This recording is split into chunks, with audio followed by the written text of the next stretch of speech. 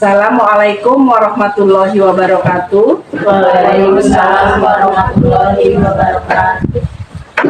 Selamat siang, salam sejahtera untuk kita semua. Tabi pun. Ya pun. Terima kasih atas kehadirannya rekan-rekan semua, atas waktunya. Di sini kita akan berdiskusi. Saya akan menyampaikan tentang budaya positif. Ini sebagai tugas saya, calon guru penggerak di Angkatan 9, yaitu mempresentasikan, mengimbaskan tentang budaya positif di aksi nyata. Terima kasih atas waktunya ya teman-teman. Sebelum kita mulai, untuk penyegaran kita ice breaking dulu, oke? Kita ice breaking biar kita nggak ngantuk ya Ibu, biar kita tetap segar. Apalagi kita sebagai pendidik anak-anak ya. Jadi nanti ikutin saya dengan clue apa yang saya katakan. Ya, ingat ya apa yang saya katakan. Jadi ini untuk melatih konsentrasi kita. Oke? Pegang hidung, pegang kepala, hidung, mata. Benar tadi belum konsentrasi. Lanjutkan. Kita pegang mata, telinga, hidung. Oke, terima kasih untuk konsentrasinya. Jadi kita anak-anak juga seperti itu Ibu Guru. Jadi sebelum kita belajar, kasih mereka ice breaking biar mereka konsentrasi untuk belajar. Terima kasih.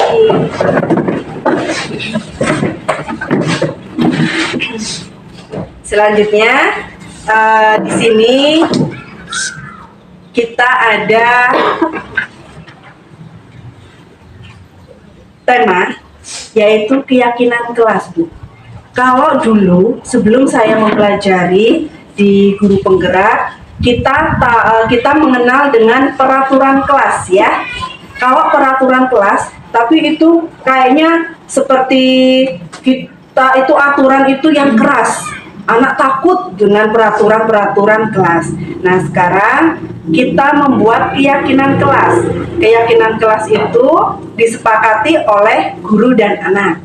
Jadi tidak hanya guru saja yang menginginkan peraturan itu ada di dalam kelas, tapi apa yang diharapkan anak-anak di dalam kelas itu, dan kita sebagai guru memfasilitasi atau sebagai fasilitator anak-anak, apa sih yang diinginkan anak-anak di dalam kelas itu supaya pembelajarannya itu nyaman.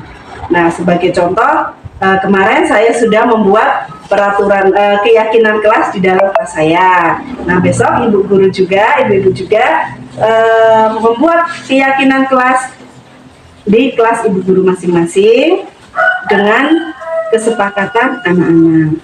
Jadi yang dulu misalnya peraturannya dilarang membuang sampah sembarangan. Nah, untuk keyakinan kelas, kalimat tersebut kita perlembut atau kita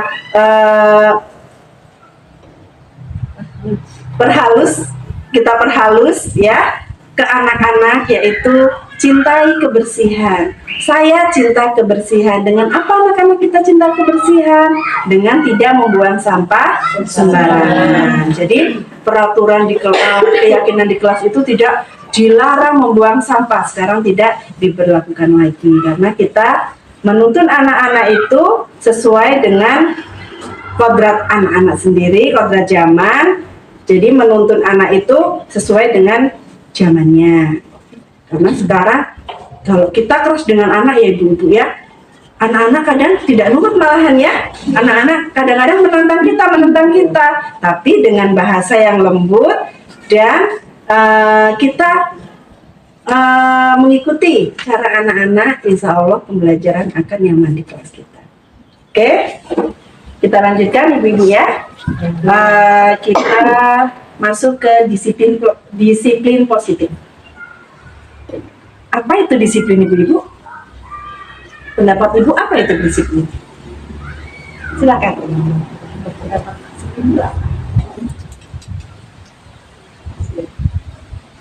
mengikuti aturan yang ada secara terus-menerus. Disiplin mengikuti aturan yang ada secara terus-menerus atau terus-menerus. berkelanjutan. Oke, ada lagi pendapatnya disiplin berapa? Ingin apa yang sudah tertera dalam kedisiplinan itu harus ditaati dan Taati peraturan ya. Peraturannya. Ya, itu secara globalnya memang seperti itu ya. Di sini disiplin ditambah dengan disiplin positif. Nah, disiplin positif itu secara luasnya itu bukan suatu aturan. Nah, kalau peraturan itu memang sepertinya kita harus gitu ya, wajib. Nah, ini berkaitan dengan keyakinan kelas tadi gitu ya. Jadi disiplin positif itu merupakan salah satu cara penerapan disiplin yang bertujuan untuk menumbuhkan kesadaran serta memberdayakan peserta didik tanpa imbalan penghargaan. Kadang-kadang kita melakukan peraturan menerapkan peraturan itu biasanya ada imbalannya, ada hukumannya yang pasti ya. Jika tidak melaksanakan atau melanggar peraturan tersebut akan dihukum. Tapi di sini disiplin positif itu menumbuhkan kesadaran peserta didik tanpa imbalan penghargaan, ancaman atau hukuman. Jadi melaksanakan disiplin itu dengan kesadaran diri dan senang hati. Karena tujuan kita sebagai pendidik itu adalah menciptakan peserta didik yang memiliki disiplin diri sehingga mereka berperilaku mengacu kepada nilai-nilai kebajikan universal dan memiliki motivasi intrinsik dalam perubahan perilaku ke arah yang lebih baik. Ada ya Bu ya di modul ya Bu ya? Ya. Bisa dipelajari nanti bahwa tujuan pendidikan kita yang menurut Ki Hajar Dewantara itu menciptakan peserta didik yang memiliki disiplin diri sehingga mereka berperilaku mengacu kepada nilai-nilai kebajikan universal. Seperti itu.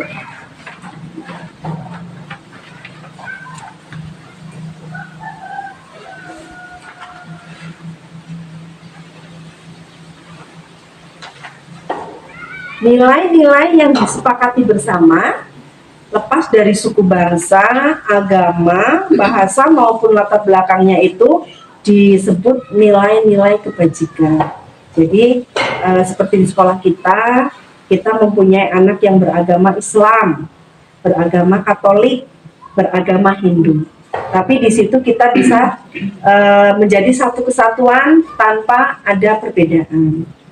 Contoh nilai kebajikan institusi atau organisasi itu yaitu profil pelajar Pancasila yang sekarang memang menjadi tujuan utama pendidikan, yaitu menciptakan siswa yang mempunyai profil pelajar Pancasila. Nah, di dalam profil pelajar Pancasila, apa sih nilai-nilai yang ingin didapatkan di situ? Ada yang ingin mengutarakan pendapat?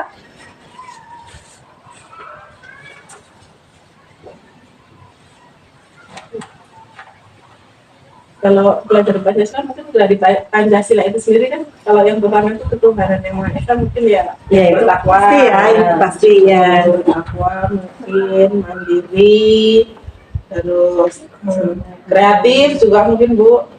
Ya. Gotong royong, bisa gotong royong, nanti kerjasama sama teman-temannya, tim, Persatuan Indonesia itu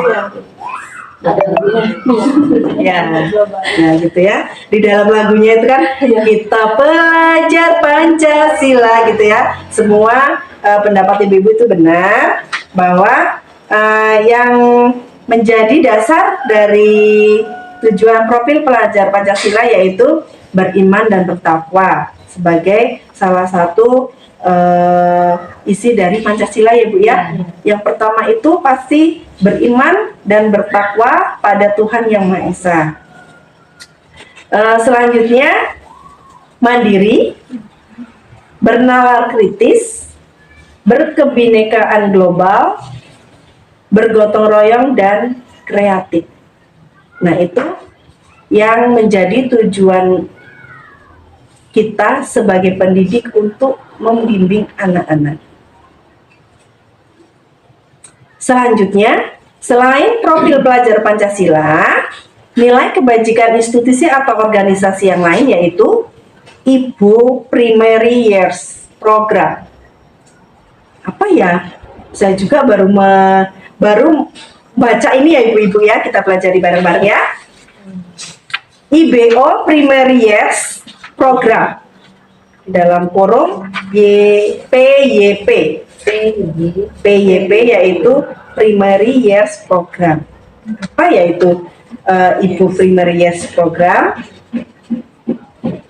Ternyata Bu, Primary Years Program itu mengacu pada sikap murid. Sikap murid yaitu seperti kemarin waktu keyakinan kelas, apa sih yang anak-anak inginkan di kelas tentang sama teman-teman. Ada yang bilang saling menyayangi, saling mencintai. Ternyata anak-anak itu kalau sudah kita ajak diskusi itu keluar ya Bu ya, apa yang mereka mau, inovasinya, kreativitasnya itu keluar. Katanya tidak boleh jambak-jambakan ya sama temennya, saling mencintai, cinta anak-anak ya, cinta di dalam anak-anak itu, tidak boleh marah-marah sama temennya, walaupun seringkali masih terjadi ya Bu ya. Nah, jadi di dalam PYP itu yang diacu adalah sikap murid, yaitu toleransi sama anak-anak, rasa hormat, integritas, mandiri, menghargai, antusias, empati, keingintahuan, kreativitas, kerjasama, percaya diri, dan komitmen. Jadi ternyata banyak ya yang di dalam diri anak-anak itu bisa dikembangkan, yaitu sikap toleransi, rasa hormat, integritas, dan lain-lain yang tadi saya sebutkan. Nah, selain PYP, ada juga Bu, keterampilan hidup atau life skill. Life skill pada anak-anak kita dapat munculkan dari dapat dipercaya. Berarti jujur ya Bu ya, sikap jujur anak-anak dapat dipercaya. Lurus hati, pendengar yang aktif, tidak merendahkan orang lain, itu saling menyayangi, saling menghargai atau toleransi, memberikan yang terbaik dari diri. Jadi keterampilan hidup itu bisa didasari dari itu dapat dipercaya, lurus hati, pendengar yang aktif, tidak merendahkan orang lain, dan memberikan yang terbaik dari diri. Sepertinya pada ngantuk ya Bu. Biar nggak ngantuk, mari kita ini dulu Bu. Kita selingi dengan ice breaking lagi. Oke Bu, yuk kita berdiri Bu. Kita berdiri menghadap ke kanan semuanya. Mari ke kanan. Kanannya mau kanan mana? Kanan. Oh iya, kanan saya. Jadi ke kiri ya. Sampai ke kiri ya. Kita deketi teman kita. Kita pegang pundak teman kita. Mari kita pijit-pijit. Meremas. Meremas. Nanti hujan rintik-rintik juga Bu. Ya kita hujan rintik-rintik Bu. Hujan rintik-rintik. Hujan rintik-rintik. Hujan rintik-rintik. Hujan rintik-rintik. Kepalanya juga dikasih hujan Bu. Hujan meradang. Hujan. Ini apa namanya? Kepala Bu. Rintik-rintik aja tapi dalam kepala ya. Oke, kita balik kanan. balik badan. Petir menyambar, Petir menyambar, petir menyambar, petir menyambar. Hujan rintik-rintik kepala. Rintik-rintik, hujan rintik-rintik, hujan rintik-rintik. Oke. batu, Hujan batu, hujan Jangan gini kalau nggak saya. hujan batu. Oke, terima kasih. Nambah ceria apa nambah ngantuk, Bu? Penambangan. Oke. Mari Ibu-ibu kita lanjutkan ya materi kita. Sekarang kita ke kebutuhan dasar manusia. Mungkin kita sebagai manusia ya Bu ya, kita ya, sebagai pribadi kita punya kebutuhan yang harus makan, kebutuhan harus beli baju, kebutuhan mendidik anak-anak kita, tempat tinggal banyak. Tapi di sini kita punya ternyata kebutuhan manusia itu memang ada ya Bu ya, memang ada dasarnya, ada pembelajarannya. Jadi kebutuhan dasar manusia adalah segala sesuatu yang kita lakukan untuk mendapatkan apa yang kita inginkan. Seluruh tindakan yang kita lakukan memiliki tujuan tertentu. Dan semua usaha terbaik yang kita lakukan adalah dalam rangka agar kebutuhan dasar kita terpenuhi dengan baik. Itu pengertian dari kebutuhan dasar manusia. Ada yang tahu Bu, ada berapa kebutuhan dasar manusia? Mungkin ibu-ibu pernah baca di mana gitu. Dua ya? Ada dua. Ya, itu dulu pernah kita pelajari ya Bu ya. Ya. Nah, di dalam primer ada apa, di dalam sekunder ada apa. Nah, di sini digabungkan Bu antara primer dan sekunder. Jadi dijabarkan menjadi 5 kebutuhan dasar manusia ya. Jadi yang pertama itu kebutuhan dasar manusia yang pertama adalah bertahan hidup.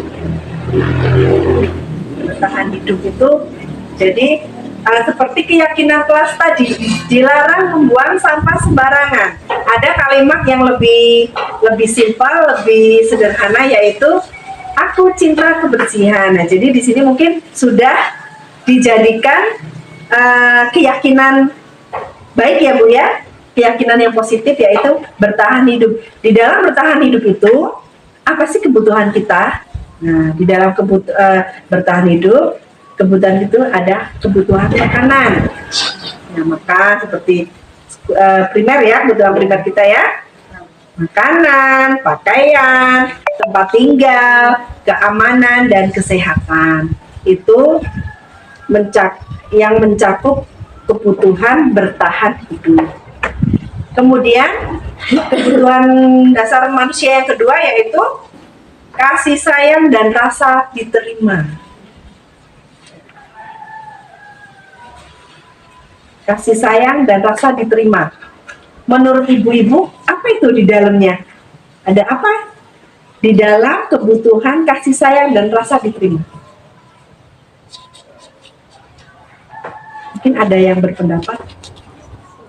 Mungkin Ya, nggak apa-apa.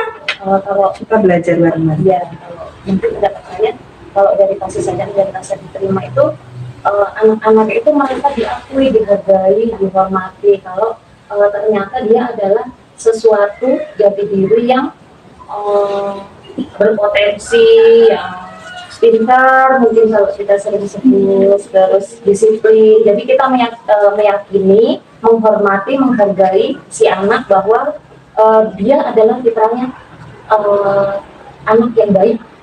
Oke, terima kasih pendapatnya Bu Siti. Ada yang lain Ibu-ibu? Kasih sayang dan rasa diterima. Terus Boleh silakan.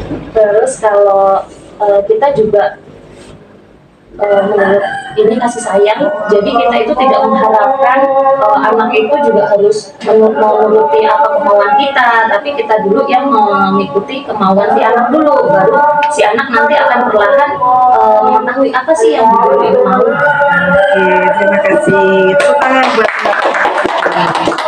Jadi di dalam kebutuhan dasar manusia, kasih sayang dan rasa diterima itu betul kata Bu Siti ya.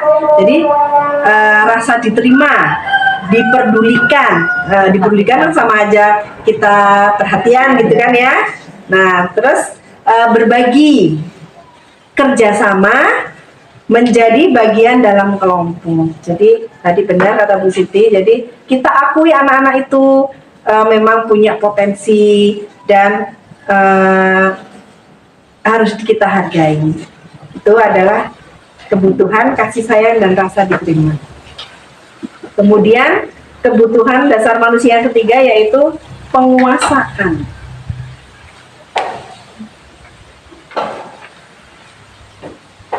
Penguasaan. Kalau sekilas kita mendengar kata penguasaan itu apa? Berkuasa gitu ya. Soalnya Yang mengendalikan gitu ya. Nah, kalau penguasaan sendiri, apa kira-kira pendapatnya? Ayo selain Bu Siti. Benar ada pendapat? Penguasaan. sifat apa ya, sifat kita mempunyai mungkin bukan Bu ya, Mempunyai. kita diakui kita punya apa gitu, kita punya kuasa apa sih dalam apa yang kita punya gitu. Ya, salah satunya itu bagus diakui terus penguasaan itu kan biasanya berkuasa ada di dalam kuasa itu biasanya misalnya kan ada anak yang kayak seperti kita Punya mainan ya terus tidak boleh memprestasikan anak-anak di usia dini. Hanya kita bukan memprestasikan sih ya Bu ya, mengapresiasi anak-anak yang paling berprestasi gitu. Jadi dalam penguasaan itu adanya harga diri yang paling tinggi itu kan harga diri ya, harga diri, keinginan untuk dianggap, memimpin. Penguasa kan memang memimpin ya, memimpin, berprestasi. Nah itu kan anak yang paling gitu kan ya, diakui dan didengar. Itu adalah kebutuhan dasar manusia yang penguasaan. Oke, bisa diterima ya Bu ya? Bisa. Kemudian yang keempat, kebebasan. Misalnya apa ini kebebasan?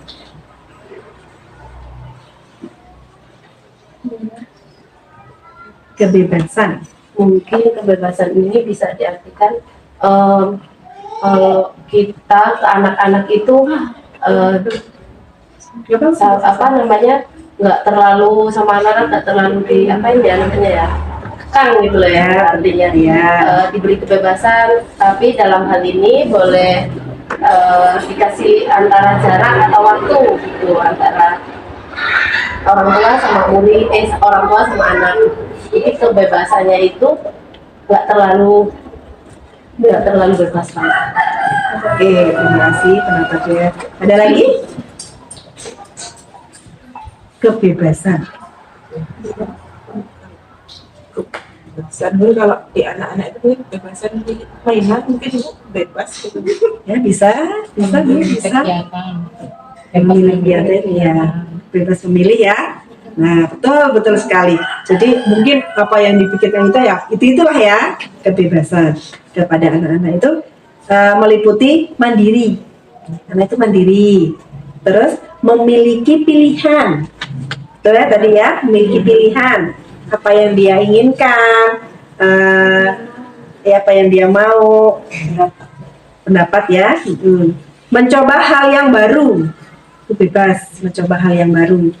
Terus mampu mengendalikan arah dirinya, itu masuk ke dalam kebebasan. Jadi anak-anak tidak terkekang, betul.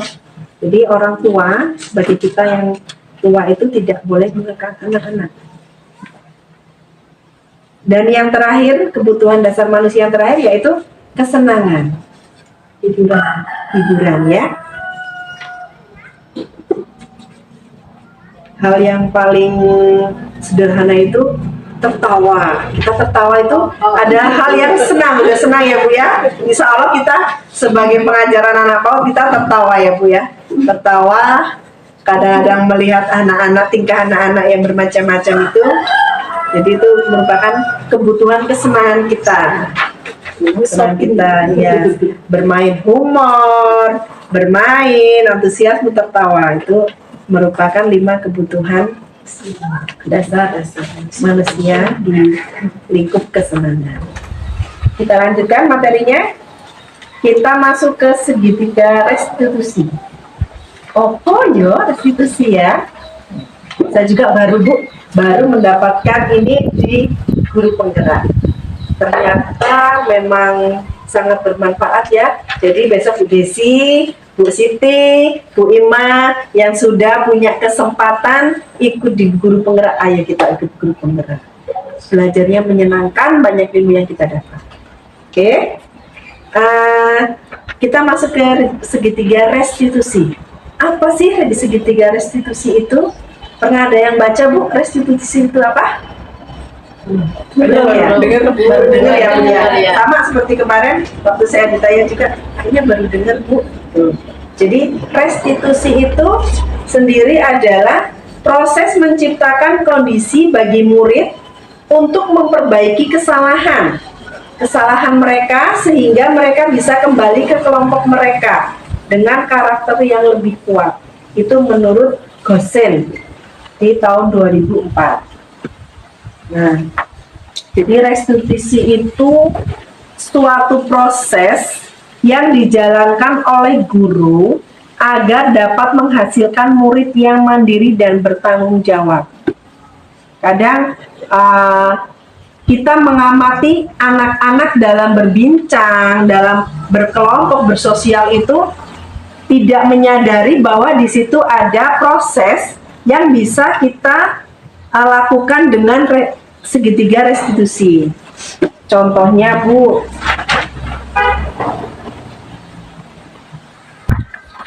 di dalam segitiga restitusi, maksudnya kok segitiga sih, nggak segi 4? Karena ada 3 tahapan yang bisa guru lakukan untuk menyelesaikan permasalahan atau kasus ya, dalam globalnya itu kasus di dalam anak-anak, permasalahan anak-anak itu ada yang pertama itu ada tahapan menstabilkan identitas, ada tahapan validasi tindakan yang salah, dan yang terakhir itu menanyakan keyakinan.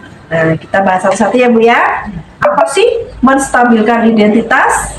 Nah, di situ berdasarkan prinsip membuat kesalahan adalah bagian dari proses pembelajaran. Jadi kadang-kadang ada kalimat jangan takut salah dalam belajar atau dalam melakukan sesuatu, jangan takut gagal untuk suatu keberhasilan. Nah, di dalam menstabilkan identitas ini, kalimat-kalimat apa yang bisa kita tuangkan ke anak-anak? Jadi, besok kalau kita menghadapi anak-anak yang punya permasalahan, misalnya di dalam kadang-kadang anak jambak-jambakan ya Bu ya, anak-anak kadang-kadang tidak sengaja merebut barang temennya, namanya kita apalagi di taman kanak-kanak.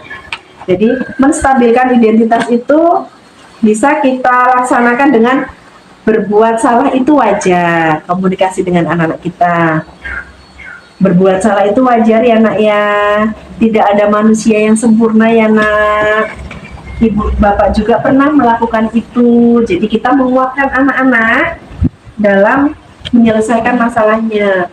Ibu bapak tidak mau mencari siapa yang salah, tapi ibu bapak ingin mencari solusi dalam permasalahan ini. Kamu berhak merasa gitu. Nah, jadi di dalam menstabilkan identitas, nanti di dalam ada kasus seperti yang di modul itu, nanti coba ibu-ibu semua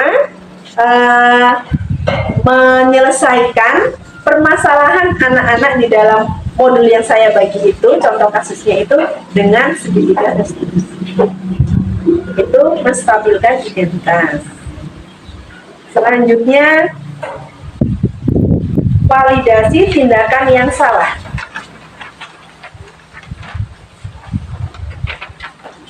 Apa itu validasi tindakan yang salah?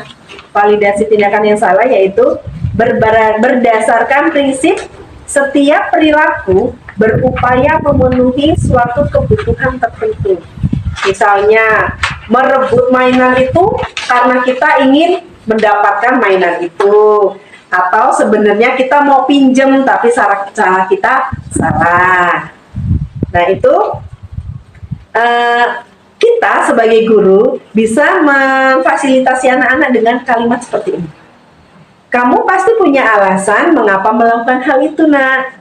Tuh. Padahal kamu bisa melakukan yang lebih buruk dari ini ya. Tuh. Kamu patut bangga karena telah melindungi sesuatu yang yang penting buatmu. Buat saya penting tuh mendapatkan mainan itu tapi dengan cara merebutnya. Tuh. Kamu melakukannya karena mempertahankan sesuatu yang penting bagimu. Itu jadi anak-anak secara tidak pastinya dengan hal kalimat-kalimat yang indah seperti itu, anak-anak akan bercerita pada kita apa sebenarnya yang mereka inginkan. Itu validasi tindakan yang salah. Selanjutnya, yang terakhir itu segitiga permasalahan yang bisa kita untuk menyelesaikan yaitu menanyakan kewajiban, menanyakan keyakinan. Menanyakan keyakinan itu apa? Itu berdasarkan prinsip teori kontrol bahwa pada dasarnya kita bermotivasi secara intrinsik. Tuh. Jadi sebenarnya kita tahu kalau berbuat salah itu harus meminta maaf misalnya. Nah, kalimat-kalimat apa yang bisa kita terapkan untuk anak-anak yang mempunyai masalah dengan temannya? Yaitu apa keyakinan kelas kita? Misalnya anak-anak itu kan punya keyakinan kelas harus saling menyayangi. Kok mainannya saling rebut-rebutan? Nanti mereka akan ingat apa sih keyakinan kelas kita? Terus nilai-nilai yang telah disepakati bersama itu apa, nak? Seperti apa gambaran sebuah kelas yang ideal menurut kamu? Dan kamu ingin menjadi orang yang seperti apa? Nah, itu nanti akan kita tanyakan ke anak-anak kita. Dalam melaksanakan segitiga restitusi, kita sebagai pendidik atau guru juga punya 5 posisi kontrol. Kita bisa sebagai penghukum, kita bisa sebagai pembuat merasa bersalah, kita bisa menjadi teman, sebagai pemantau, dan sebagai manajer. Jadi 5 ada 5 ya. Penghukum, pembuat merasa bersalah, teman, pemantau, dan manajer. Nah, kalau kita secara kasat mata, kalau kita punya 5 posisi kontrol seperti itu, inginnya kita sebagai apa, Bu? Sebagai 5 apa aja tadi, Bu? Penghukum, pembuat merasa bersalah, teman, pemantau, manajer. Nah, kalau sebenarnya kita yang kalau bisa melaksanakannya itu sebagai manajer, ya namanya manajer itu kan sebagai pemimpin yang mengayomi bawahannya. Cuma kadang-kadang kita tidak sadar kadang-kadang kita ada di posisi penghukum. Ada yang pernah seperti itu? Nah, ada yang di posisi pemantau, teman. Nah, misalnya nih, Bu, contohnya ya, contoh penerapan 5 posisi kontrol sebagai guru. Ada satu kasus, siswa tidak memakai atribut lengkap saat upacara bendera. Kira-kira, Bu, kita mendapatkan anak yang tidak memakai atribut lengkap saat upacara bendera. Sebagai posisi kontrol penghukum, Apa yang akan ibu lakukan dengan anak tersebut? Jadi hukum. Jadi hukum. Kalimatnya apa? Tindakan kita ke anak-anak itu apa misalnya? Menghukumnya sebagai seperti apa? Suruh baris di belakang, mungkin dipisahkan dengan temannya yang Sudah di belakang, tindakan dengan teman, terus bersihin toilet, apa lagi misalnya masuk kelasnya terakhir. orangnya terakhir bisa. Nah, misalnya itu seperti itu ya. Siswa tidak memakai atribut kelas lengkap saat upacara bendera. Bisa yang dilakukan ibu-ibu seneng banget itu kayaknya melakukan seperti itu. Hormat pada bendera selama 1 jam misalnya itu ya, penghukum. Nah itu benar-benar yang menghukum. Dan apa sih Bu efeknya kalau kita ada di posisi kontrol penghukum? Baik nggak Bu menurut ibu-ibu efeknya ke anak-anak?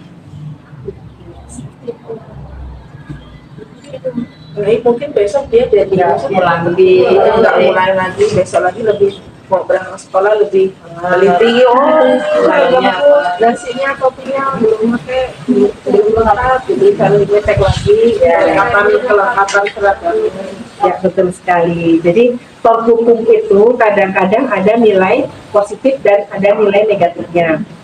Nilai positifnya dia datang lagi mungkin besok dengan seragam praktik ya dan itu.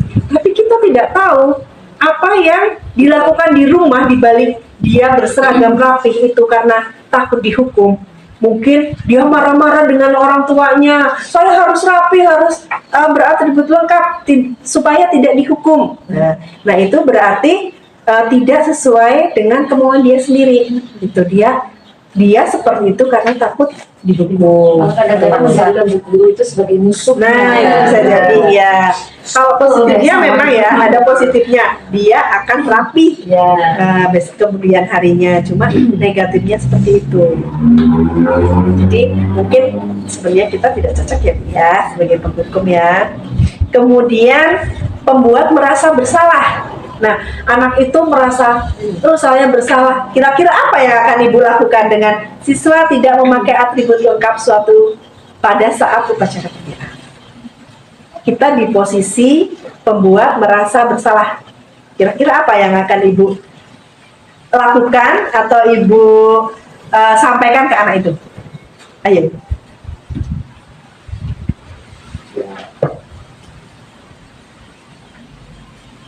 Ya mungkin sebisa mungkin anak itu dijadikan kalau dia itu udah salah banget tuh gitu. Kalimatnya apa Bu kalimatnya? Kalimatnya ke anak. Jadi dengan kalimat kita sampaikan ke anak itu merasa, kasihan ya Bu Guru, jadi saya merasa bersalah ya. Jadi saya salah ya Bu Guru gitu. Jadi dia merasa dirinya itu bersalah gitu terhadap gurunya. Kira-kira apa yang Ibu sampaikan? Ibu sampaikan. Ya kalau ini saya ya Bu ya. Mungkin kalau misalnya tadi kan kasusnya anak tidak memakai seragam ya pada saat upacara, tidak menggunakan atribut yang lengkap gitu. Mungkin dengan cara supaya dia merasa bersalah itu mungkin diceritain, kamu itu tahu nggak sih kalau kita itu bisa melaksanakan upacara itu kenapa? Mungkin dengan cara perjuangan para pahlawan dulu. Kalau misalnya kamu kayak gitu berarti kamu nggak menghargai gitu. Jadi anak nanti akan merasa salah banget nih aku sama guru, sama mungkin para pahlawan gitu. Nanti anak jadi minder gitu. Bagus sekali tanggapan Bu Siti. Ada lagi mungkin apa yang akan disampaikan kepada anak-anaknya Bu? Kita berinteraksi. Betul banget, bagus kata Bu Siti, bagus. Kamu ini nak, kenapa seperti itu? Nah, itu bisa pemerasan emosi ya. Kenapa tidak memakai seragam? Jadinya sedih. Ya, jadi saya merasa ini saya salah ya, gitu kan ya. Jadi ya contohnya itu seperti ini. Berapa kali bapak atau ibu harus memberitahu kamu nak, kamu itu selalu saja mengecewakan ibu. Nah itu kata-kata seperti itu aja sudah menjadikan anak itu merasa bersalah dengan mengatakan mengecewakan itu. Gitu ya Bu ya. Jadi membuat merasa bersalah, anak merasa bersalah pada kita. Kemudian posisi kontrol yang selanjutnya yaitu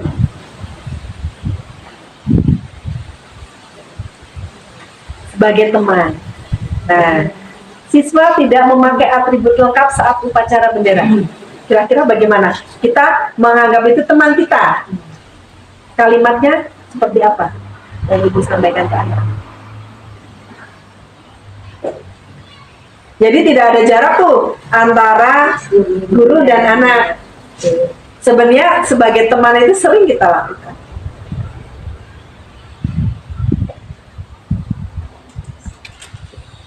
Jadi sebagai teman ya, ayo dong nak ikuti aturan sekolah, itu udah sebagai teman. Ayo dong, gitu kan? Jadi tidak mengajak gitu ya. Ayo dong ikutin aturan sekolah, tolong bantu bapak dan ibu ya, yang sudah tidak sudah tidak apa-apa, lain kali jangan berbuat seperti ini lagi. Nah, mungkin hal itu bisa lebih dimengerti anak-anak. Oh, besok nggak boleh ini ya, nggak boleh nggak seragam lagi. Nah, mungkin kalimat itu lebih indah didengar anak-anak ya, sebagai teman. Kayak sepertinya kita sering ya melakukan itu ya. Ya, anak didik usia dini, apa sih yang kita lakukan ya itu kita bisa menjadi teman. Kemudian posisi kontrol pemantau.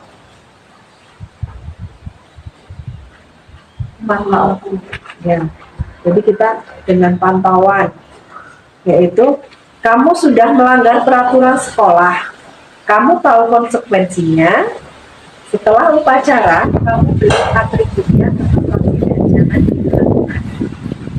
Itu kalau pemantau adiknya penghukum kayaknya ya, agak keras, cuma tidak langsung menghukum fisik dan sebagainya.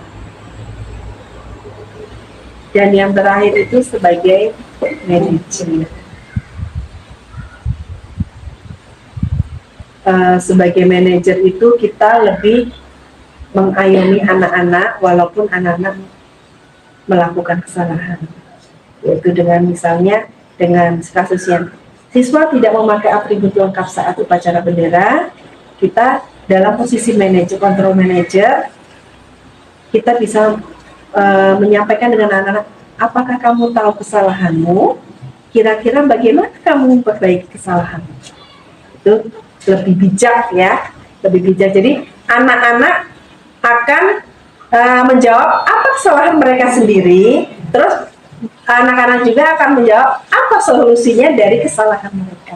Itu yang diharapkan oleh Ki Hajar Dewantoro, itu kita sebagai sebagai guru mempunyai atau dapat di dalam posisi kontrol manajer. Nah, sekarang saya sudah bagikan modul. Kita akan menyelesaikan kasus dengan segitiga restitusi dan 5 kontrol kita sebagai guru. Kita praktekkannya dulu ya. Situ bisa kita baca. Bu Fia bisa membacakan kasusnya? Ya. Ibu Dani sedang menjelaskan pelajaran bahasa Inggris di papan tulis, namun beliau memperhatikan bahwa Fajar malah tidur-tiduran dan tampak acuh tak acuh pada pelajarannya. Fajar, coba jawab pertanyaan nomor 3. Maju ke depan dan kerjakan di papan tulis. Fajar pun tampak malas-malasan maju ke depan, dan sesampai di depan papan tulis pun Fajar hanya diam terpaku sambil memegang buku bahasa Inggrisnya dan memainkan spidol di tangannya. Ayo Fajar, makanya jangan tidur-tiduran, lain kali perhatikan. Sudah sana duduk kembali, kira-kira siapa yang bisa? Lanjut, Bu Eni, silakan. Fajar pun kembali duduk di bangkunya. Hal seperti ini sudah sering kali terjadi pada Fajar. seperti tidak memperhatikan acuh tak acuh dan nilai-nilainya pun tidak terlalu baik untuk pelajaran bahasa Inggris. Pada saat ditegur oleh Ibu Dani, Fajar hanya menjawab, "Tidak tahu Bu." Ibu Dani pun menjawab iri, "Gimana kamu, Fajar? Kamu tidak kasihan sama Ibu ya? Ibu sudah capek-capek mengajarkan kamu, tidak kasihan sama Ibu." Dan Fajar pun diam membisu. Itu adalah kasus ya, kasus Ibu Dani dan Fajar. Nah, dari secara sekilas aja, kalau kita kita bisa mengerti apa yang saya jelaskan tadi, 5 posisi kontrol, terus segitiga restitusi itu, secara kasat mata aja sudah bisa ini ya Bu ya, apa yang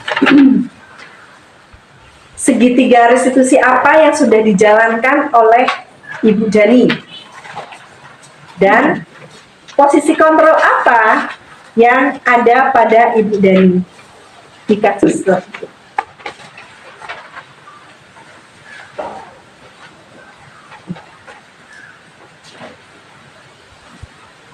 Ada yang bisa menjawab, Bu?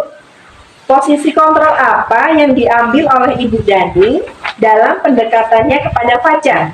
Jadi, dari kasus yang dibacakan oleh Bu Fia dan Bu Eni tadi, bila ada pertanyaan nih, posisi kontrol apa yang diambil oleh Ibu Dani dalam pendekatannya kepada Fajar? Siapa yang akan menjawab? Mencoba menjawab? Ya, saya boleh. Boleh, silakan Bu Siti. Kalau menurut pendapat saya, posisi yang dilakukan oleh Ibu Dani adalah posisi pembuat rasa bersalah. Jadi Di dalam kalimat mana Ibu bisa menjawab posisi di Ibu Dani itu dalam pembuat rasa bersalah? pada saat si Dani ini diajak untuk mengerjakan tugas dan menulis di papan tulis ternyata dia nggak bisa, terus respon dari Ibu Dani ini langsung ngomong gini, "Ayo Fajar, makanya jangan tidur-tidur terus, lain kali perhatikan," gitu kan. Terus, "Gimana kamu Fajar? Kamu tidak kasihan sama Ibu ya?" Jadi Fajar akan merasa bersalah nih, "Kamu nggak kasihan." "Aduh, Ibu itu merasa kasihan, itu karena saya," gitu kan. "Ibu sudah capek-capek mengajari kamu, tapi kamu tidak melakukannya, tidak kasihan sama Ibu." Nah, itu anak akan merasa sangat bersalah.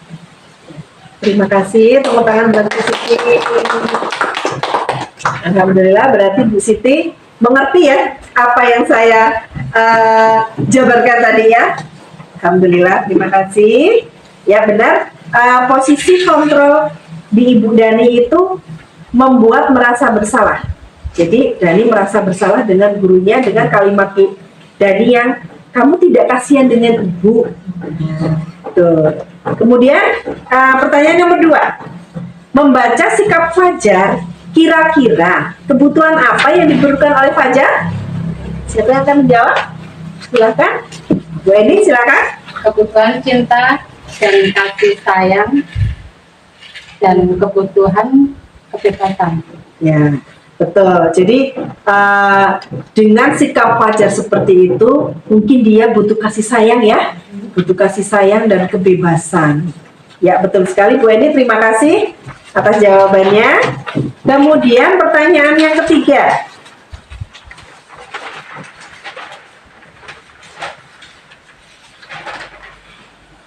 Bila mana Ibu Dani mengambil posisi pemantau, nah tadi posisi pemantau ya, ada ya.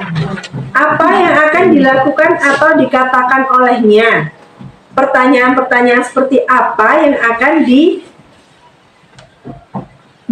kepada Ibu Dani? Silakan, ada yang mau jawab? Boleh Bu Ima, silakan. Bisa jawab Ibu. Mungkin pertanyaan yang buat Fajar, saya utarakan seperti, "Fajar, tahukah kamu kewajiban murid itu apa?" Mungkin kalau di kelas itu biasanya Fajar suka males-malesan yang tadi itu kan, terus iya tidur-tiduran, nggak mau mengerjakan itu. Fajar, kamu tahu kan keyakinan kelas kita? Fajar, apakah kamu sudah mengerti konsekuensi yang akan dilakukan jika Fajar masih tidak aktif dalam pembelajaran? Mungkin Fajar tidak akan mengulangi kejadian itu lagi. Ya, dengan pertanyaan-pertanyaan seperti itu ya. Ya. Jadi Bu Dani akan memanggil Fajar, mengajukan beberapa pertanyaan sebagai pemantau. Kita di posisi sebagai pemantau. Ya.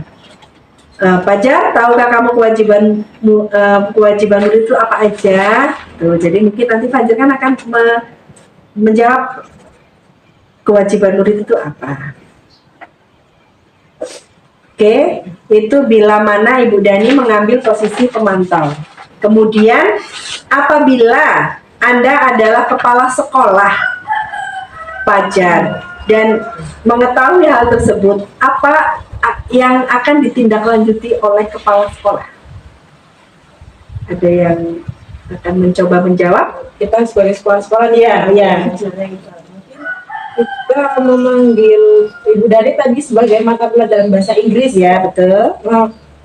menanyakan mungkin lebih situasinya di kelas tuh dari itu seperti apa sih, mungkin bisa kita duduk atau kita misalnya bisa bekerja sama dengan guru BK, mungkin dengan wali kelasnya si Dani itu gitu, dengan guru mata pelajarannya juga mencari informasi tentang keseharian Fajar mungkin di kelas tuh seperti apa. Mungkin bisa juga kita nanyain ya ke teman-temannya Fajar gitu, Fajar itu seperti apa sih kalau di kelas tuh, emang apa suka tidur-tiduran apa mainan. Iya. Oke, terima kasih Bu Desi atas jawabannya. Jadi sebagai kepala sekolah, memang tugas kita biasanya di posisi manajer ya. Ya, di posisi manajer yang kita akan lebih luas dalam menanggapi atau memberikan solusi apa yang menjadi permasalahannya atau menjadi kasus. Jadi tadi Bu Desi bilang apa sih latar belakang Fajar di kelas, bagaimana kebiasaannya, kesehariannya, tidak hanya di kelas Bu. Jadi kita berusaha mencari kalau kebiasaan Fajar di dalam kelas tidur-tiduran, males-malesan, apa sih sebenarnya yang terjadi di dalam keluarga Fajar? Atau apakah mungkin ada permasalahan di rumah, atau mungkin dengan orang tuanya? Jadi kalau memang hal tersebut diulang-ulang oleh Fajar, kita bisa mencari tahu, biasanya dengan bantuan guru BK, seperti itu ya. Jadi seperti itulah cara kita memberikan solusi atau menangani dan menyelesaikan kasus-kasus yang ada pada anak-anak kita. Nah, mungkin itu semua yang bisa saya sampaikan, yaitu mengenai budaya positif di dalam kelas. Banyak ya Bu ya, ada yang kita membuat keyakinan kelas, ada kita apa sih kebutuhan dasar manusia, ada segitiga restitusi, ada posisi kontrol kita sebagai guru kepada anak itu seperti apa. Mudah-mudahan apa yang saya sampaikan kepada teman-teman semua, kepada ibu guru semua, khususnya guru-guru TK Asa Al-Barkati, bermanfaat dan dapat diterapkan ke anak-anak kita semua, sehingga apa tujuan kita mengajarkan dalam pembelajaran anak-anak itu dapat tercapai dengan suasana yang nyaman, dengan tujuan kita yaitu mendapatkan profil pelajar Pancasila kepada anak-anak. Demikian, jika ada kurangnya, ada kesalahan yang saya perbuat, mungkin tutur kata saya yang berlebihan atau kurang berkenan, saya mohon maaf yang sebesar-besarnya, dan kepada Allah saya mohon ampun. Astagfirullahaladzim. Semoga ilmu yang saya sampaikan, apa yang saya dapat kemarin dan saya sampaikan sekarang kepada teman-teman bisa bermanfaat. Terima kasih. Saya akhiri. Wassalamualaikum warahmatullahi wabarakatuh. Waalaikumsalam warahmatullahi wabarakatuh. Halo anak-anak semua, selamat pagi. Assalamualaikum warahmatullahi wabarakatuh.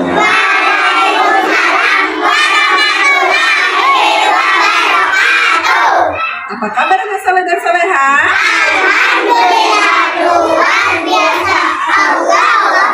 Iya. Siapa yang tahu hari ini hari apa ya? Saya kan kita masih pakai baju biru nih, berarti kemarin hari Senin kita upacara, setelah hari Senin hari Selasa. Coba yuk kita belajar dulu menyanyikan hari. 1, 2, 3.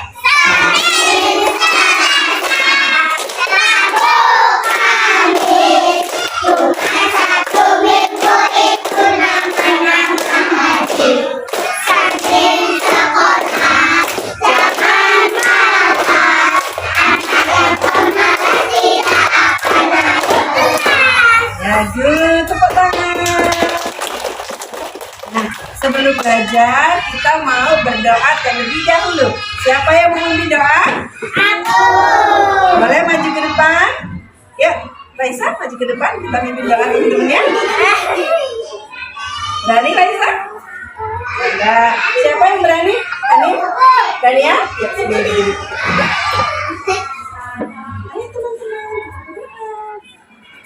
Mari teman-teman, kita berdoa. Yang benar suara.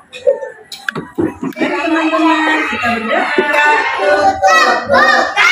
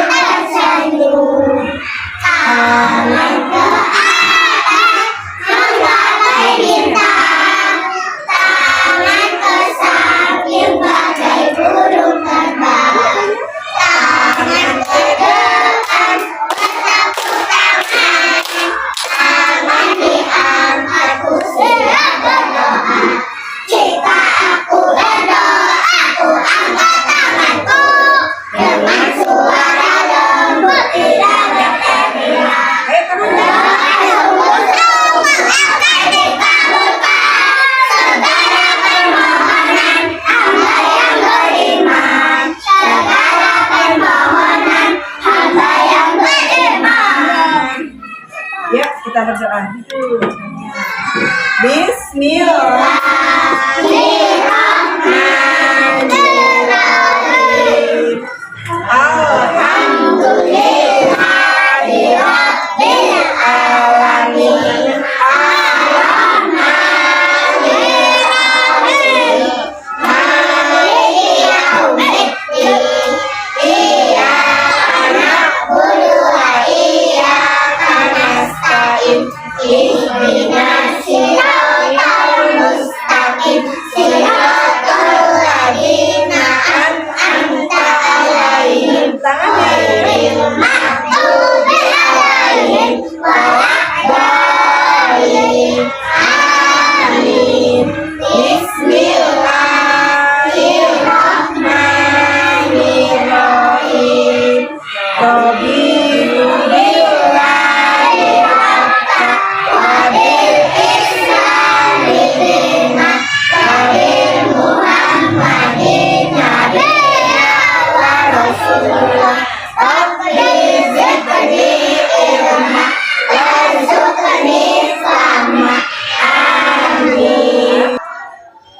Supaya apa?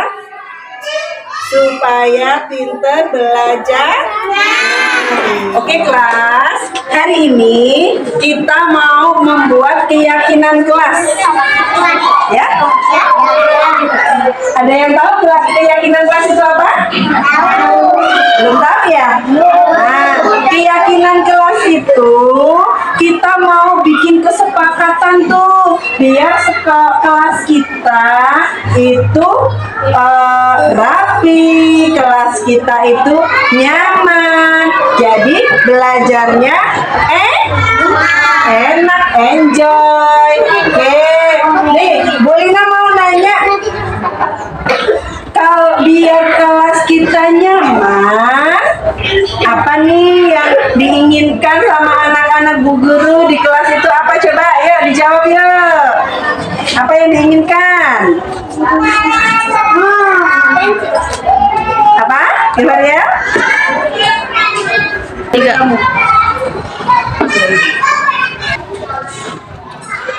Ya, dijawab, kita diskusi, semuanya anak Bu Guru bisa berpendapat.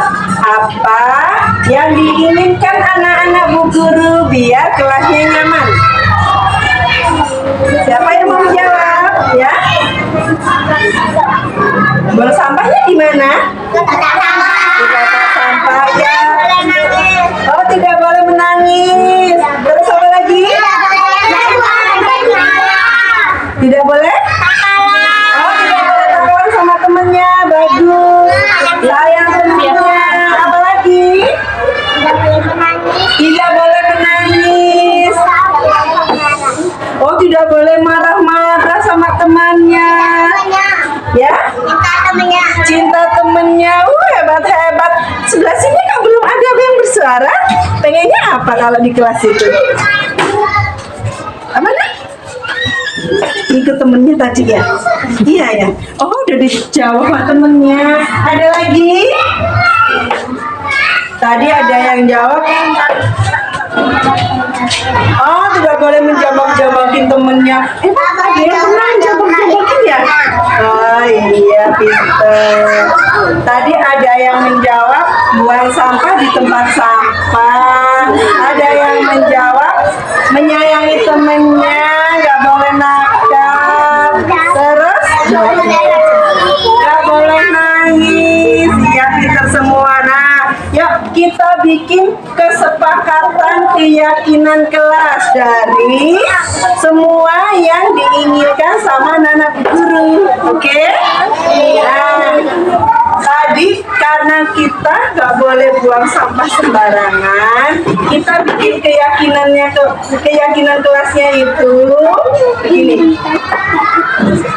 Saya atau aku cinta kebersihan. Ya, aku coba ya bareng-bareng. Aku cinta kebersihan. Terus tadi ada yang menjawab nggak harus sayang sama temennya, nggak boleh marah-marah sama temennya, nggak boleh jawab-jawabin temennya. Jadi keyakinan kelas kita yaitu aku sayang teman. Ya, gimana? Aku sayang teman. Oke, nggak boleh bakalan lagi ya sama temennya ya. Terus yang ketiga tadi nggak boleh nangis katanya. Terus maaf nggak boleh disuapin ya. Ya, berarti itu tandanya anak yang mandiri. Terus keyakinan kelasnya apa ya? Aku anak mandiri. Oke? Ada berapa tadi keyakinan kelasnya? Ada berapa? Ada 3. Iya. Yang pertama apa tadi? Aku cinta kebersihan. Yang kedua? Aku sayang teman. Terus yang ketiga? Aku anak mandiri. Oke, besok keyakinan kelas kita guru tulis di tembok ya, biar anak Bu Guru selalu ingat. Besok kalau mau nangis, ingat keyakinan keyakinan kelas kita. Oke? Oke. Harus jadi anak yang mandiri. Oke. Terima kasih anak-anak Bu Guru semua atas kesepakatannya membuat keyakinan ke kita. Oke, kita mau belajar selanjutnya. Terima kasih.